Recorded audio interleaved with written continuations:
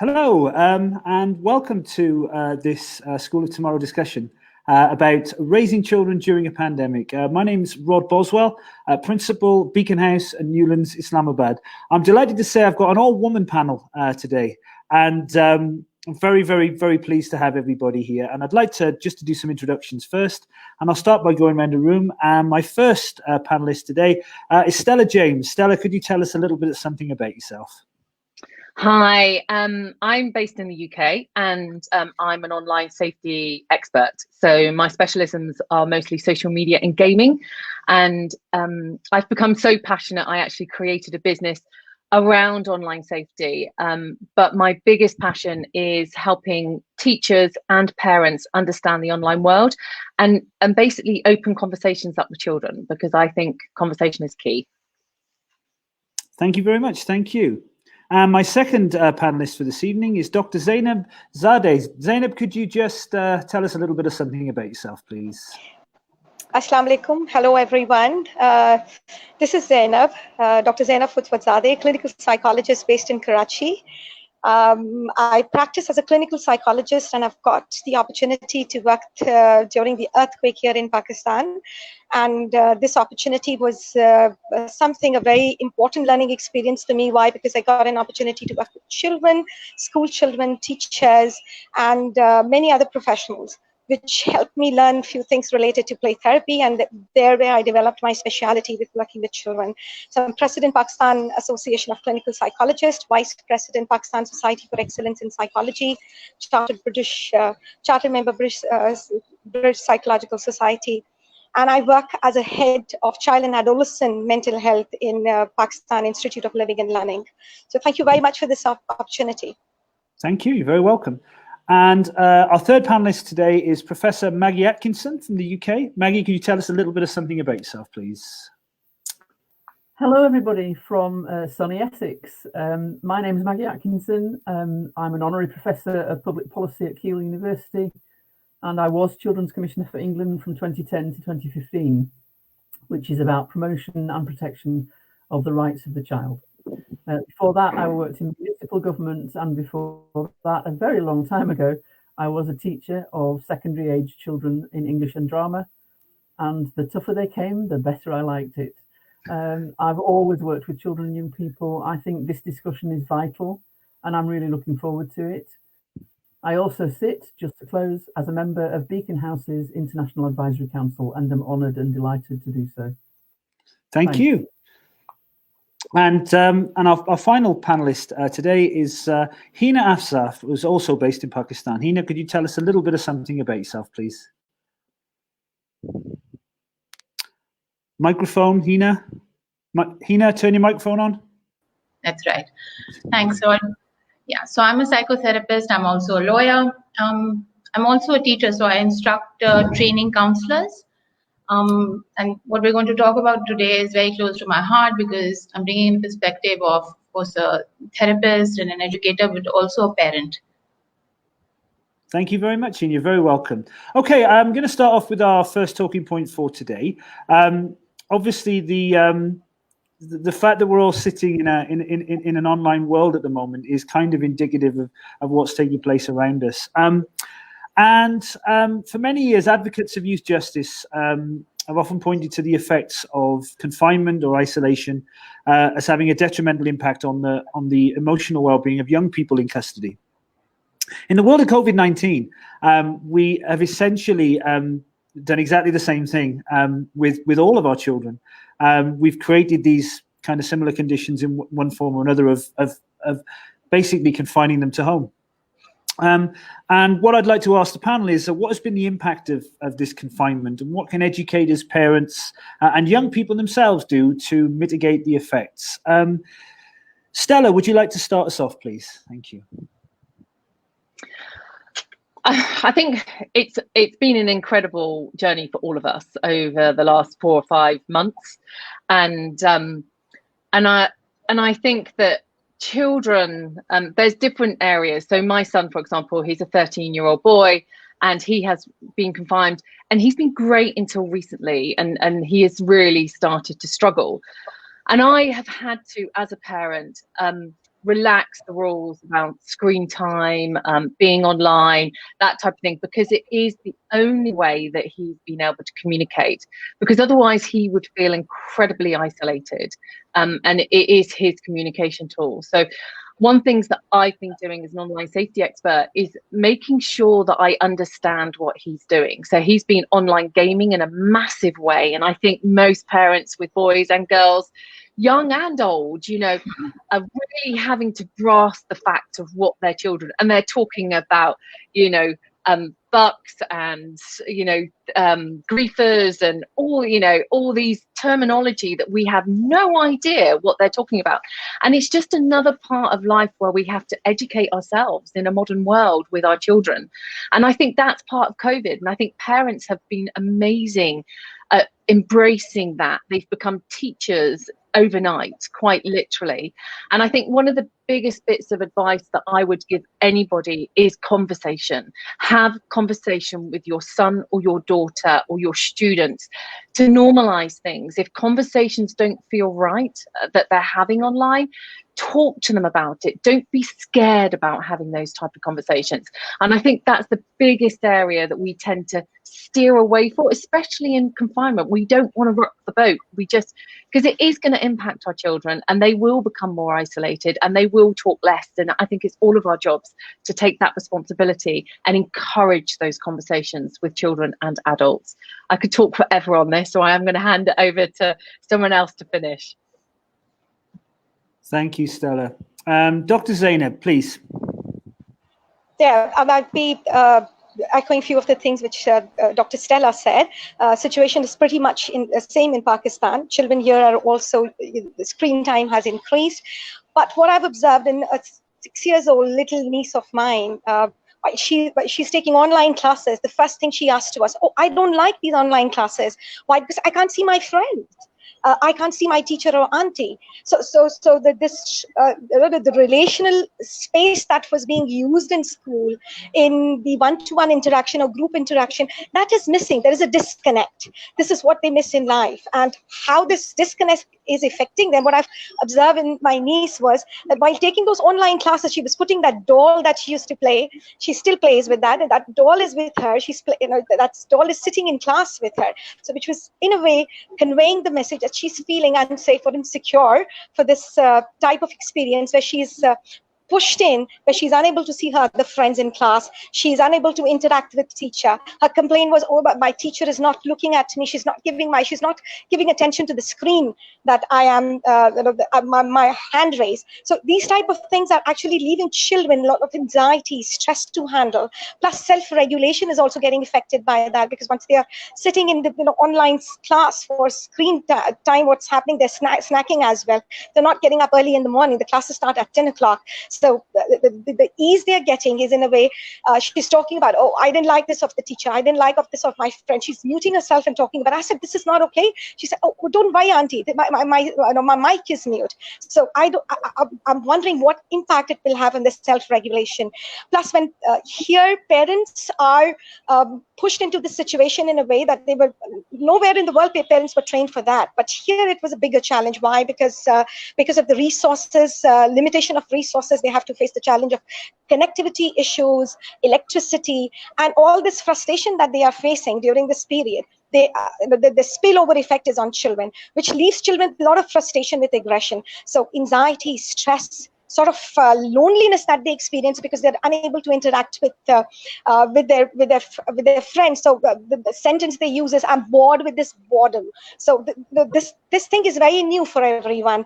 My suggestion to mitigate this would be engagement of parents and teachers, whoever is taking online class, having some interaction, online interaction that would provide them an opportunity to children and parents to talk about their issues, to express their feelings, so that the emotions could be regulated and they learn in this process. So engagement, involvement plus education could be a very important aspect to explore, and see how we can make best use of all this to bring a better future for children who will be exposed to this type of teaching. Their self-concept is affected by that. Why? Because when this type of classes are happening, the background in which they are getting this training, the house is being flashed in this whole experience. So the discriminatory thing, which was not very obvious earlier, is coming in the process. So the self-esteem, the sense of security, all this is something that requires a lot of attention. And that could be done with engagement and awareness and involving parents in this whole process. Thank you. Yeah. Thank you for that, Zainab. Thank you. Professor Atkinson, please. I want to try and pull out some of the positives that have happened for children and young people. I absolutely hear what youth justice professionals are saying. In this country, the government has created an additional regulation that means that if you're 10 years upwards, which is our age of criminal responsibility, you can actually be kept in your cell for 22.5 hours a day, and it won't be reviewed until 2022. So I am very concerned about that, because that makes all of those isolation issues still worse. However, what I'm seeing in the UK, particularly as restrictions begin to lift, is children and young people who are coming out of their shells, and parents who've started to realise that actually they are their child's first and primary educator from birth. They are their child's point of safety and guardianship. Even if they are themselves very busy as parents, what the pandemic has enabled is more family time, more shared learning about how you weigh out ingredients to cook, how you keep a house clean, how you feed your pet, and so on and so on. And I'm meeting children in my locality. We live in a very small locality on the edge of a big town in Essex, who are taking matters into their own hands. They are going to organise a community event for when we can all be a bit closer together, and it's their leaflets and their materials and their plans that the adults around them are going to follow. And the youngest of those children is 6, and the oldest of those children is 11. So we know that what's happened in the pandemic has been, as has just been described, some fairly difficult issues for some children. We also know that there has been a reconnect going on between parents who didn't quite know how their children learned and parents who are now actually deeply involved in their children's learning, whether it's formal material from school, online or otherwise, or whether it's the learning that families have done together. I meet groups of children who've been taken out into wild and countryside areas by their parents or carers or their grandma to look for things in minutiae, to look for the cycle of the life of a flower, or what butterflies look like, or why they're all different. And they've come back talking about those things in ways that they wouldn't have had the time or space to do in their formal schooling. We need now to capitalise on that, to not go backwards, because school can't then suddenly be another means of confinement if what you've had as a child outside of school is a blend of very formal activity and potentially locked doors, and a new freedom, a new way of learning, a new way of being, and a new way of having your own agency. Schools can't understand what these children have gone through, and they need now to listen. And I heartily endorse what Zainab has said about parents as partners in this endeavour. That's how you raise a child, together. Thank you very much for that, Professor Atkinson. Lastly, Hina, please.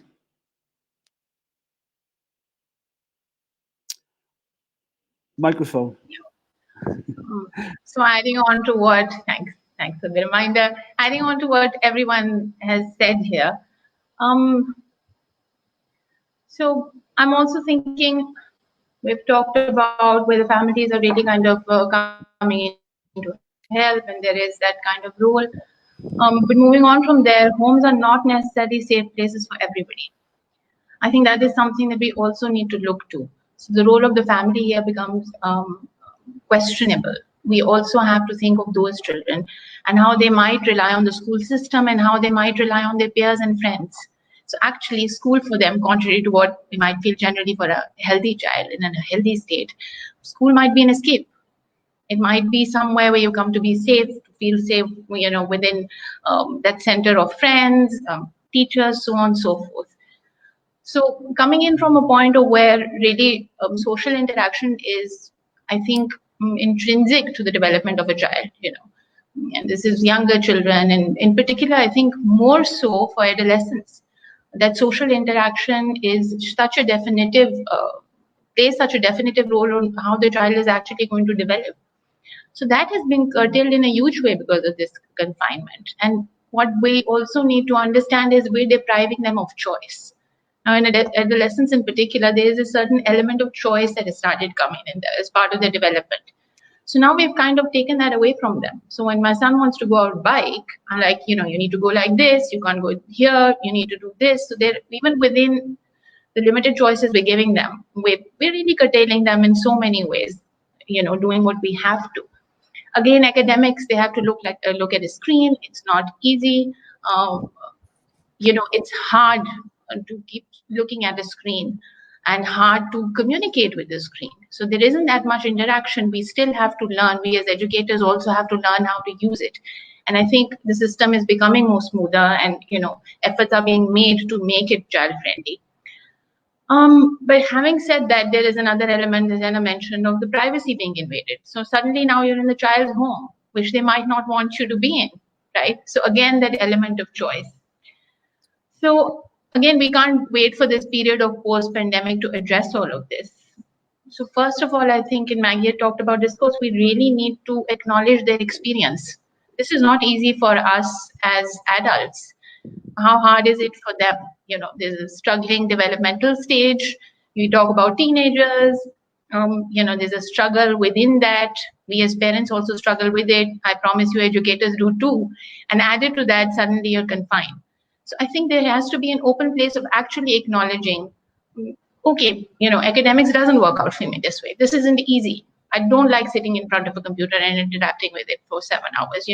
I don't like being with my family all the time. There needs to be an easy place of actually being able to give them an ear for that.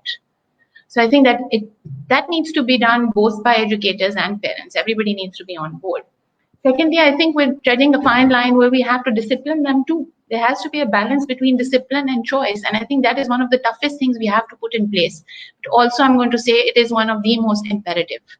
Because if we don't find it now, post-pandemic, we're going to have children that we're going to have a tough time with and who are going to struggle in their own lives.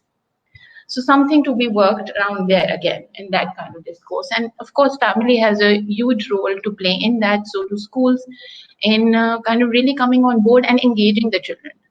For me, that is imperative here. Engaging them on how they feel things can be done better, how they feel, academics can be made easier for them, how the family can help out, how you can give them privacy within those confines and choices within those confines. Thank you very much, Hina. Thank you. Got one good audience question in relation to this, and I think it's very, very topical, actually. Do we need to revisit the curriculum in these conditions? Professor Atkinson. Oh, joy to my ears, yes. The English curriculum has become mechanistic, technocratic, operationalized, bite-sized, flow. As a former English teacher, I am aghast that you don't read a full Shakespeare play. Leading up to your 60th birthday, you read bits. Come on. Those that are doing fantastic work on citizenship, on developing children and young people as next generation parents, leaders, workers, thinkers, writers, whoever. And you also find schools who run scared from a curriculum that's hugely exam driven and Ofsted regulated. And heads are saying, and the big pandemic opportunity for them, heads are saying enough, no more. We have managed to help children be creative and thinkers and people we listen to echo what Hina just said. And we now need not to go back from that. We need the government to listen to the fact that children are rounded individuals and the curriculum needs to be three-dimensional and as much about arts and culture and talking and learning to be a teammate and a leader and an individual as it is about the formal subjects. Yes, the answer to the question, yes. Thank you. Zainab. as you, yeah, sorry. Do you want me to answer the same question? Yeah, please, if you would, please. Okay.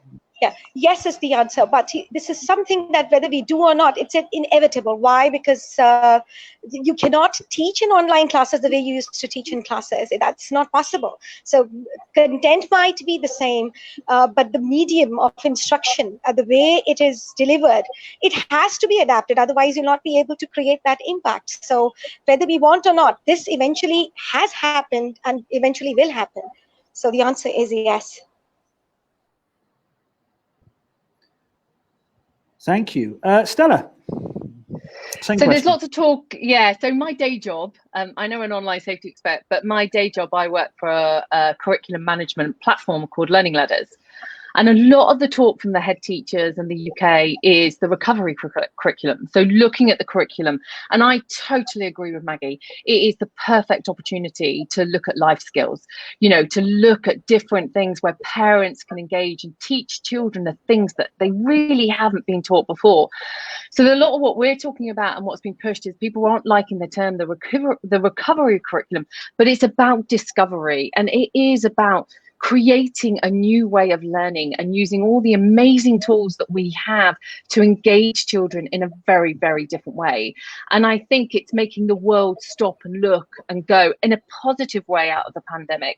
Look, how can we do this better? What can we do to engage our children? How can we, you know, teach life skills, you know, simple things that parents are having to do on an everyday basis.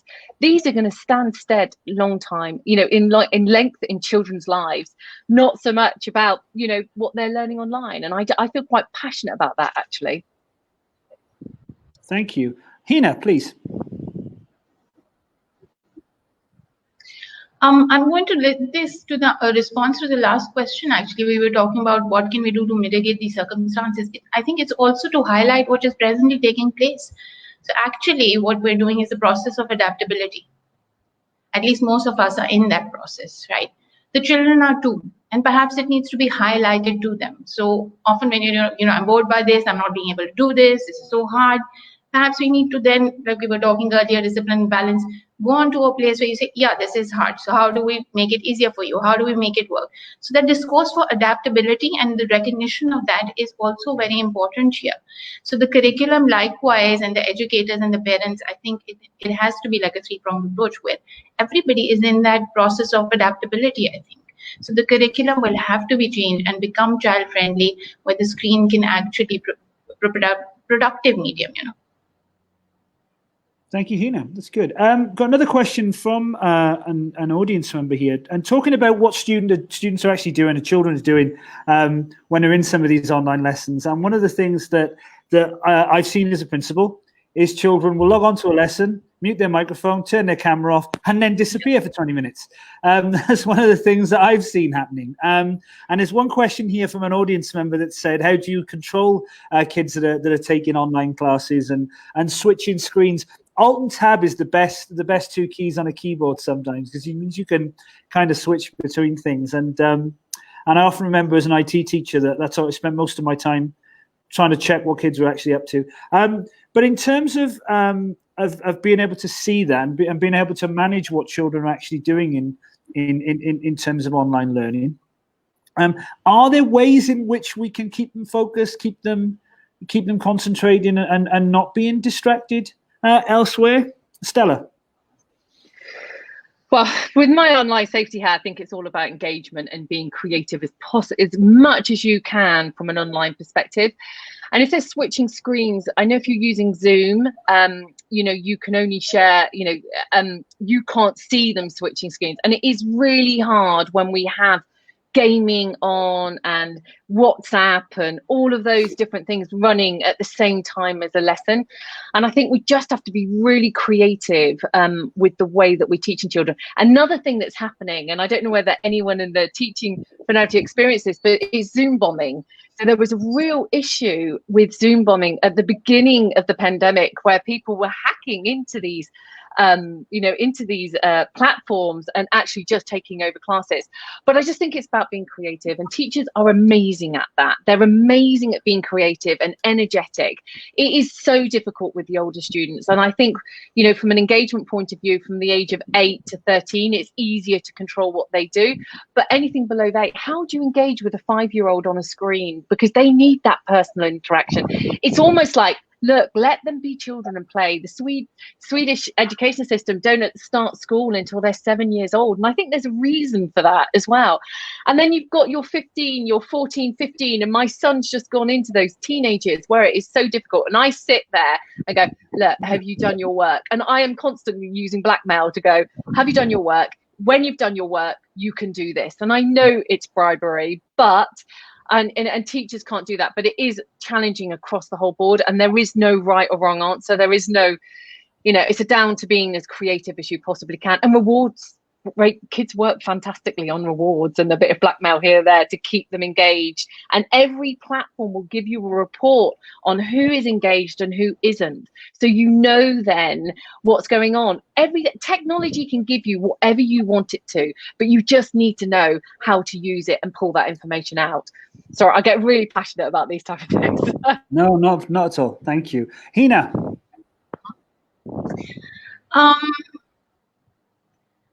Yeah. I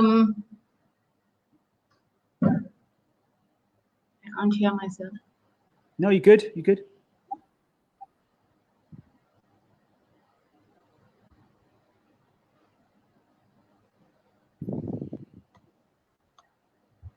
I'm not sure if I can be heard. Yeah, we can hear you. It's good. Okay, I can hear you now. Great. Okay, so I think when we're talking about streams and how to really adapt to this whole system, blank screens as somebody who's teaching, for me, are upsetting at many levels. I can't see the child, I can't connect to them. So it's a two-way screen. We're looking at it from a child's perspective, but if we look at it from the educator's perspective, they have to connect to the child also. So I agree with Stella that it has to be very creative. But again, I'll go back to what I said earlier and say some element of that disciplinary thing also has to come in. So perhaps, again, we have to go in asking them to keep their screens open. So if a child is sitting in a classroom, you will not allow them to leave without checking with the teacher, right? So there's certain ways in which actually I'm wondering if we're really giving them too much of a leeway in being online. So somewhere that balance has to speak to us also as educators when we bring that in. Okay, good. Thank you. Dr. Zainab, please. Yeah. So from my point of view, there are a few things that needs to be considered for this. One is breaks during the one class to another. There is the class is shifting. How I learned that, my nephew, after taking his physics class, he was screaming, and I asked him why. What happened? He muted and said, in class it was better. One teacher used to get out of the class, and the other teacher would take time to get back to the other class. Here it is, one is ready and the other comes in the other second. I don't get a break in between. I want to go back to my class. So this is something, considering breaks between classes, considering the idea that the shift that is required from one class to other is something very essential to be considered while revisiting the whole process. Plus, at times it happens that we talk about homework in classwork, but now it's all homework. With the worksheets, it's everything mashed. For a child, for parents, it's too much to handle. So homework and classwork thing is to be now viewed as a different thing, because it's a different thing now. Everything is homework. For parents, it's difficult, especially when both the parents are working. So they sit in class and do things, and later on they have to continue with that. So considering this is also very important. Thank you very much. I think I wanted to say something else, but I don't recall now. Maybe later. No. Yeah, thank you. Thank you. And Professor Atkinson, your thoughts? I think Hina is on something very important, and so is Zainab. The business of moving between classes. If you're a kid and you're moving between PE and geography, and you're 14, you'll walk with your chums, you'll have a chat, you'll sort out your kit, you'll be ready for the class, and schools build time in for that. If you're not doing that online, there's something wrong with your pedagogy. Home educators who are very, very experienced at this, who've chosen to home educate, will tell you that no child, including a genius, can cope with more than 3 hours continuous learning in a day. And they wouldn't in a secondary school. They'd move, they'd shift, they'd have breaks, they'd have chat time. When I was a teacher, everybody who came through my door, I said, "Good morning, how are you? How's it going? How's your dad?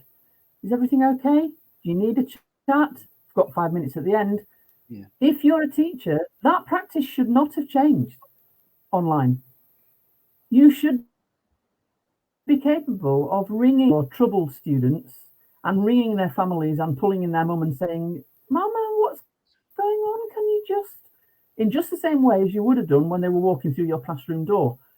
Don't forget your professionalism. And as a parent, don't forget that nobody can work flat out all day, every day. You can't, neither can they. Really, really important. The stuff that was happening pre-pandemic is just as human and just as real now. Sure, Matt. Okay. Thank you for that, Professor Atkinson, and thank you for the rest of the panel. Some really insightful points coming out there. I'd like to move on to a second talking point for us now, because one of the big concerns that's come out of this whole exercise of the last 4 or 5 months has been in safeguarding, or child protection is the phrase is probably more common to some of our audience here. And what I'd like to ask the panel is, what have been the challenges in safeguarding young people during the pandemic? And what are the e-safety implications for parents and carers going forward? Dr. Zainab, would you like to start us off? As I said earlier as well, with this thing becoming online and going on screen, it increases the vulnerability of people, especially children, because the screen is available to other people. They can see the inside house. And so that's one point of concern, especially in Pakistan. Plus here, with older people, especially teenagers, young girl, the pictures that are taken, if there is any snapshot taken during that becomes a concern, again, to be taken care of. So with other bullying things, because as I said, when the screen is available, other children could see that, and in the chat room, they write things, which is very difficult for the other child to understand and take care of that. Why? Because I can see a very cheap photo on your wall, and that actually irritates the child. Earlier that was not the case. So it's again making the child vulnerable, or the teenager vulnerable in this whole situation. So how to keep check on that, or to talk about the legalities or the safety of it, it's again, if children are young, parents need to be sitting with them, so that could be the activity that is happening, it is assisted. With older lot, like teenagers and other adults, it's like they need to know what are the things to be taken care while having this type of interaction, so that they can keep safe and not involve any risky activities which could be detrimental for them later on. Thank you. Thank you. Hina, your thoughts on safeguarding of children in the online world, please. Yeah. So to begin with, of course, adding to what Zainab said, there's too much screen time there. So of course, parents have a new role in that they really need to be very supportive of when children are online and they're working, particularly for young ones. But there's such a thing as too much screen time. I've already talked about, blanked out screens and children being actually actively involved in something else. It really makes them susceptible to those other things. And perhaps there isn't proper monitoring for those, because the level of use of screen time now is, it's unprecedented. We can't put it any other way. And most of it we're sanctioning. And when we sanction the use for the class, we don't know what else is going on. So I think that's something, if you can put in something in your computer, in your laptop, in your iPad, which can sort of prevent that, that's a good thing. Snapshots, I'm going to agree with Zainab, is such a concern here, as is privacy, which we talked about. But I'm going to bring in another angle, and this is really people who already might have mental health issues or might be in a place, children, where, some children are prone to being ignored. As educators, we'd like to believe that it doesn't happen. But if I'm not an engaging, interactive child, there is always that space of where I might be missed if I'm not going to be responsive. And when we're talking about working on screen, academics on screen, this is a huge risk. It's so easy for me to hide behind that blank screen and just be ignored.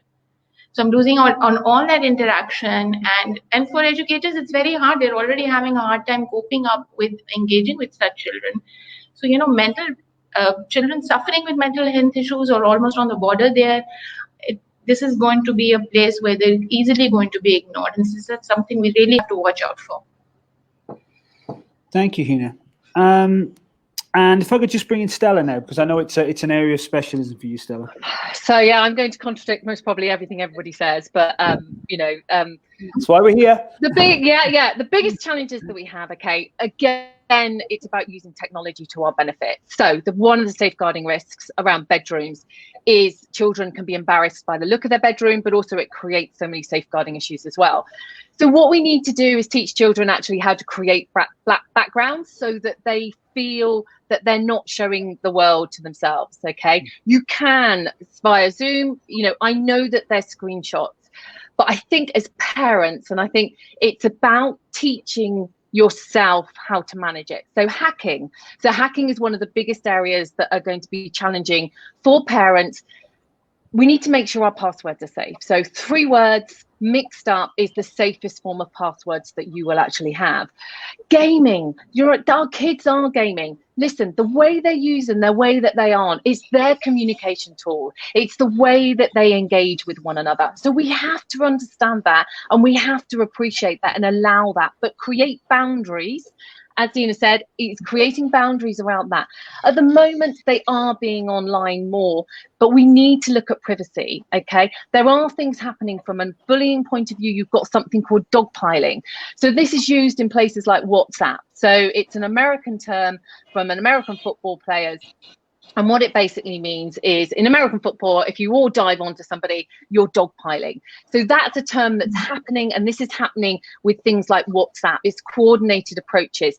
With any type of bullying, it starts with the school and their ethos and how they do it. The only way we change the culture in bullying is by changing it from the very, very top, okay? And creating that. That is the way forward. And also we need to lead by example. I am not being funny. We moan about our kids being online too much. Look at yourselves first. Look at how much time you are spending online. Are you sitting at the table with your telephone? Are you going out? You know, we need to lead by example. We wonder why our kids are online so much. When we look at ourselves, actually, they're only leading by our examples. And, you know, and we have to be conscious of isolation. You know, my son is gaming more than I have ever let him game before. He is on social media more than he has ever before. And I think we need to teach parents how to manage social media. We need to show them how to block on WhatsApp. We need to show them not to show their telephone number visually. The things I can show you with WhatsApp in a one-parent session is unbelievable. We need to teach them how to shut friends lists down on Facebook. Facebook is the biggest way. A groomer will have 8 or 9 different profiles, and what he will do is just click, click, click and make friends. If we shut our friends list down, that is an automatic stop to people trying to groom our children. With online gaming, we need to be talking to them to stay together in a group in exactly the same way as they would in the real world. Stay in a group, stay in a group. If you're invited to play in a server on your own, you say no. So it's these type of things that we need to, from an e-safety point of view, protect our children, is make ourselves more knowledgeable, learn these social media platforms, all right, and take care of our own privacy. Because guess what? Children will lead what we're doing. They will follow what we're doing, and we just need to set better examples. Just a supplementary question, really, Stella. Do you think that just as our online uses have evolved, do you think that the threat from dangerous individuals online will evolve as well? Oh, Matt, absolutely. It's already been proven. It's happening more and more and more. The figures are going up exponentially from an online grooming point of view. And this is why, and Maggie will agree with me on this 100%, is it's about talking to children about being grooming. What does that look like? These people become their best friends. They're not stranger dangers. We talk about stranger danger. That does not exist in the online world in any way whatsoever. Stranger danger, you know, if someone is going to abuse you, 99% of the time they physically know you, okay? Online is different. They become your friends first. The average time to groom online is 10 months. It is slowly. It happens so slowly. So we need to have conversations. Teachers and parents need to be not worry about going, I talk to my son all the time. I listen to his conversation in gaming and he's like, oh, how old are you then? And I'm like, right, my ears prick up instantly to that conversation. And it's like, oh, so look, what was that about, Luke? Did you know them? Don't scare them, because you want them to come to you and talk to you. The minute you start blocking everything down, you stop that conversation and you send them underground. We need to create the conversation. Yeah, thank you. And Professor Atkinson. I think a great deal of what I would otherwise have said has already been said, and it's been fascinating to listen. The one thing that I think is so important is that parents need to be supported and taught to have fairly tricky conversations with children and young people. And one of the things that I was taught by an online safety expert a long time ago is you open a conversation like this. Okay, James. Okay, whoever you are. I'm your mum and I'm just asking you, is there anything on your phone or online that you wouldn't want your grandma to see if she looked over your shoulder? Because if there's stuff you wouldn't share at the family dinner table on a Sunday afternoon in the glorious sunshine of our back garden, why are you sharing it with somebody else? If you don't want me as your mama to see your naked picture, why are you sending it to somebody you don't know? Can we have this conversation?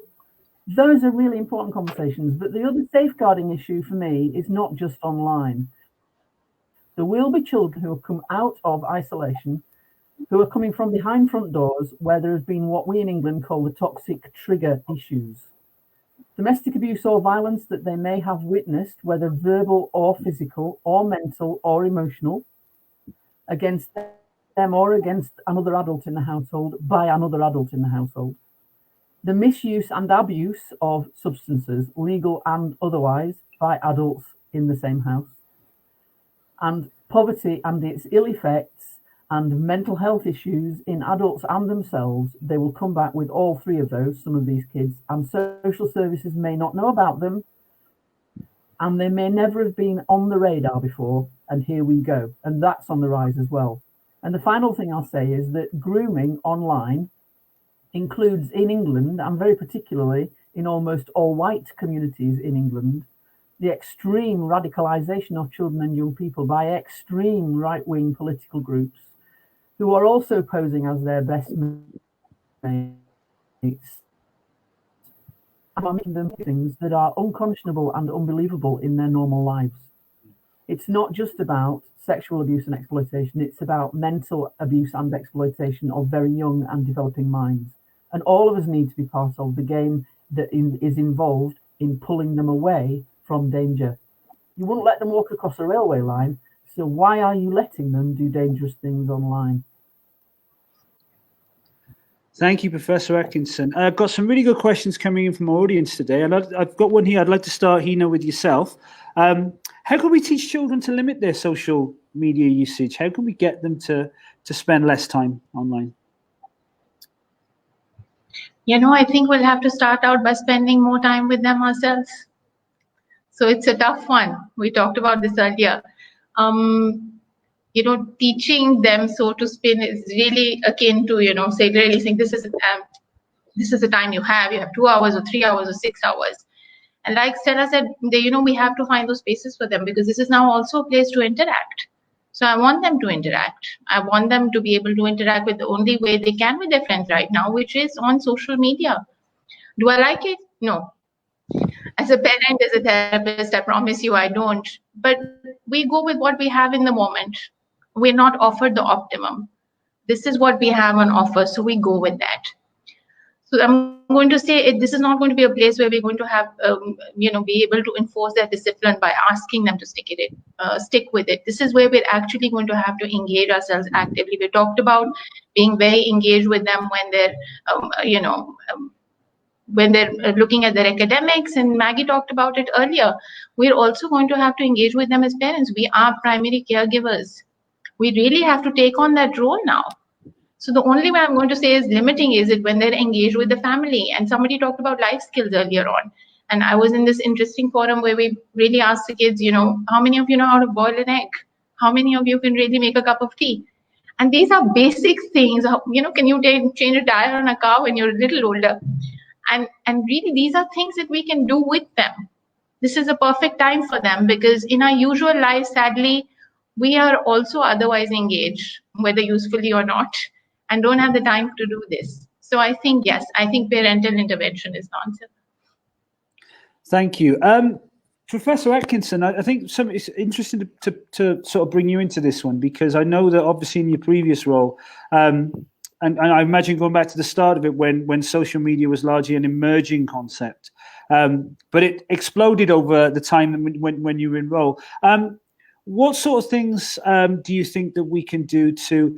First of all, I suppose the beginning question is: do we need to limit the amount of time that young people are spending on social media? Is there a need to do that, or is it entirely destructive, or is there something that that perhaps is not something for us to worry too much about?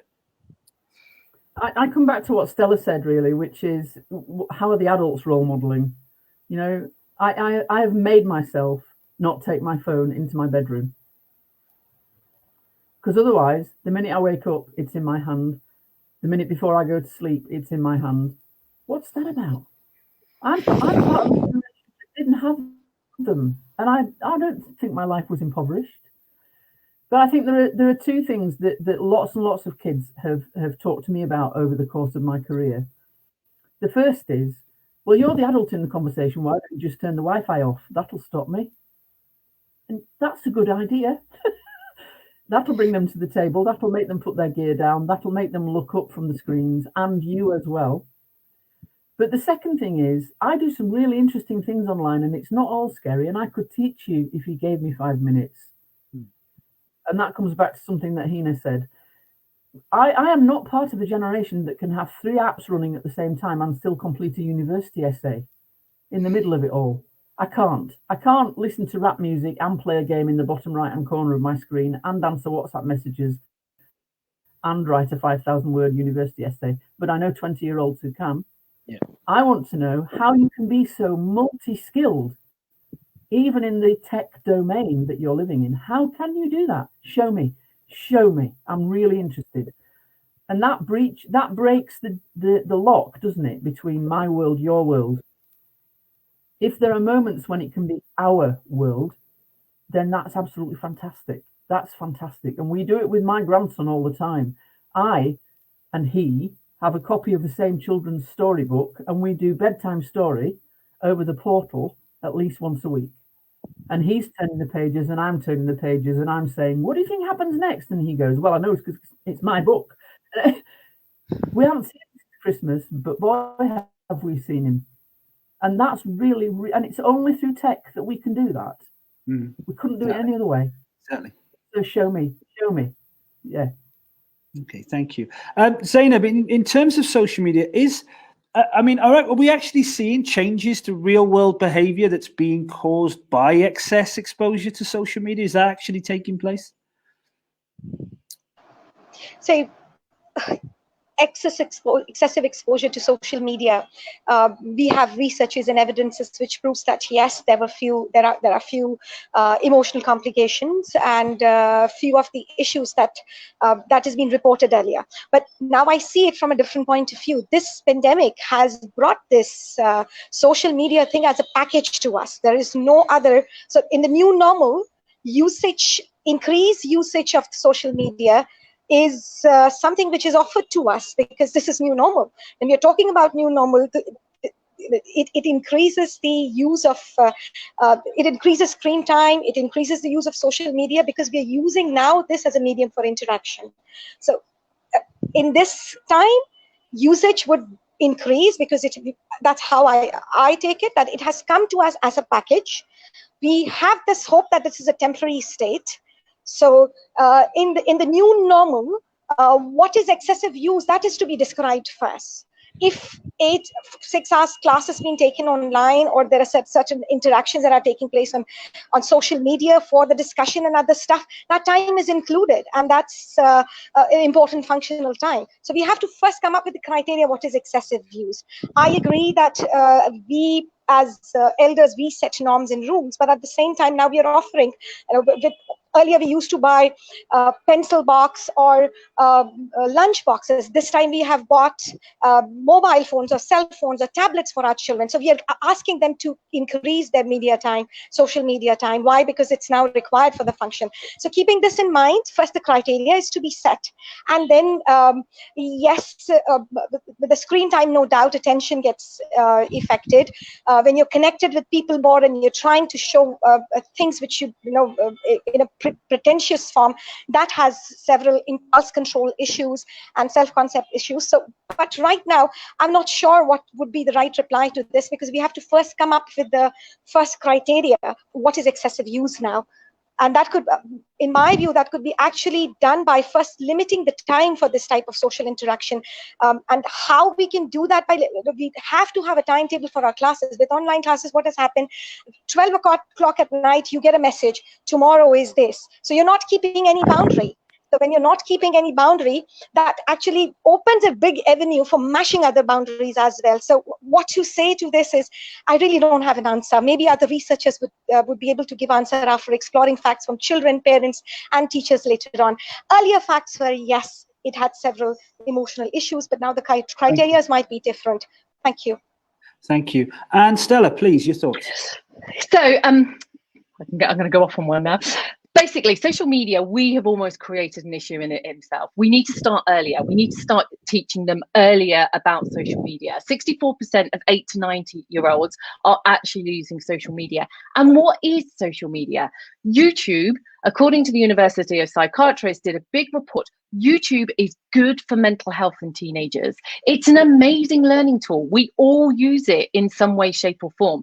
So I think we need to change our perception of social media. And what is that? So YouTube is the most used social media platform that's out there alongside WhatsApp. We don't think of YouTube as social media, but they talk underneath it. So we need to talk to them. At 8, 9 years old, I was showing my son my Facebook page, and he was like, Mum, it's full of old women. And it's like, yeah, we are old, you know, that's what your mother does. But I also think as well, it's about boundaries. The internet in our house does go off at 10 o'clock at night. Screens do impact our sleep. All right. So, and again, as Maggie said, my phone stays downstairs, you know, every night, because it's too easy. And if we can teach our kids those type of things, you know, and look, the dinner table, the breakfast table, all those areas should be screen free. I am no way archaic in any way when it comes to social media. I'm on Instagram, I'm on Twitter, I'm on YouTube, I'm on LinkedIn. They're amazing tools, but they have their place in life. But we need to educate ourselves and teach children how to use them. And that leads into online relationships as well. There was a research and said that children do not understand. 77% of 8 to 13-year-olds do not understand online relationships and want their school to teach them more. So it's exactly what Hina said. We need to, you know, as they say, we need to teach them about what that is. What is an online relationship? What does that look like? And how do we respond? You know, so social media is here to stay. It is only ever going to get bigger. And I think what we need to do is teach children how to manage that and start earlier. You know, if we started at 5 years old and go, right, internet is off, these are the rules, it makes all of our lives a lot easier. And the trouble is we're too scared as boundaries, as parents, to go, no, you're not doing that.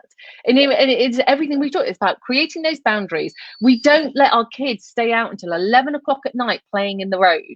We don't do that. So why do we do that online? I love being online. You know, it's one of my biggest passions. But I also create boundaries for my own children, and I do recommend parents create boundaries for their children too. Thank you for that, Stella. Okay, I've just got time for a very, very quick just final point for you all. I'm going to ask you to be really succinct with your answers. Schools in the UK should be open on September 1st. Schools in Pakistan, we've been assured will be open on the 15th of September. Can I ask every single person on the panel just to come up with one key priority that they think for teachers, parents, and young people in trying to get that sense of normality back once school starts again? Professor Atkinson, if you can go first.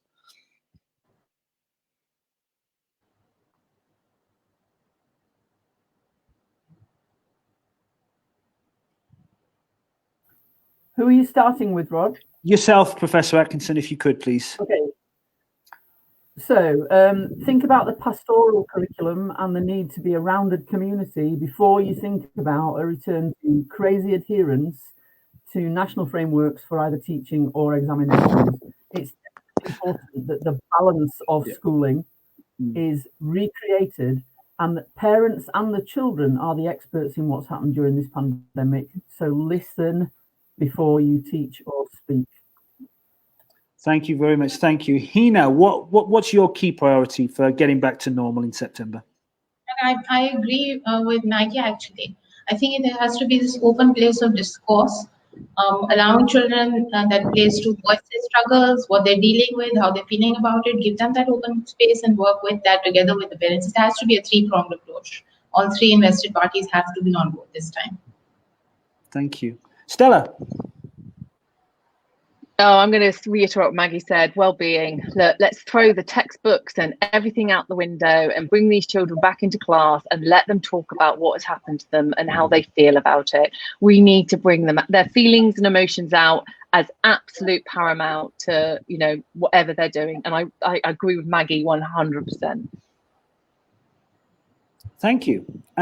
I think I've just briefly lost Zainab. I mean, from an educator's point of view, I agree exactly with what everyone on the panel has said. I think diving back into the business of the curriculum and content, I'll note that first week, that first month, in fact, even in that first term, I think is a mistake. I think that people talk to you about the grieving process. It tells you it takes time to get back to being yourself.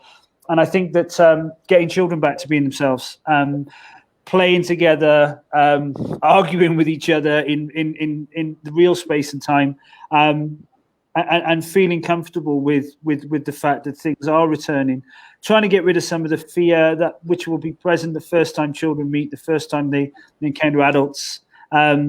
And I think something that we talked about a couple of days ago was that, you know, what are going to be their concerns for their parents once they're at school all day long? They've spent this time kind of back with their parents every day, and all of a sudden they're back here. So from an educator's point of view, I agree. It is about well-being.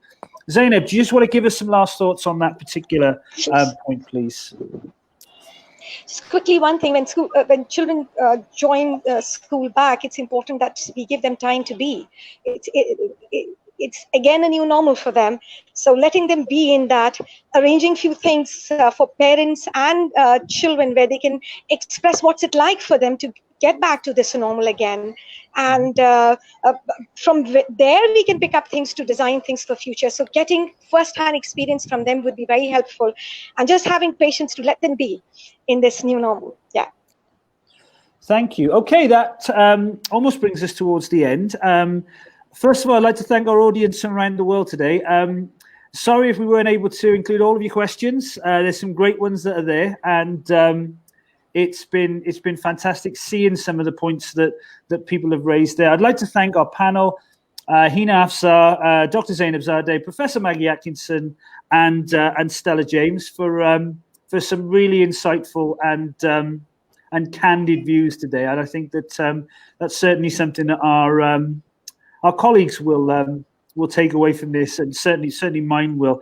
I'd like to thank our sponsors, UBL, for their support for this particular session today. I'd also like to thank Beacon House for facilitating, our session manager, Sarah Manib, for sitting in the background and worrying herself to death over what was going to appear on our screen today. I'd like to thank you for that. And finally, just one more thing to everybody, including our audience. Stay safe, stay well. We're going to be back to normal soon. Thank you. Thank you very much. Thanks a lot. Bye-bye. Bye-bye. Thank you. Bye to everyone. Thank you. Allah Hafiz.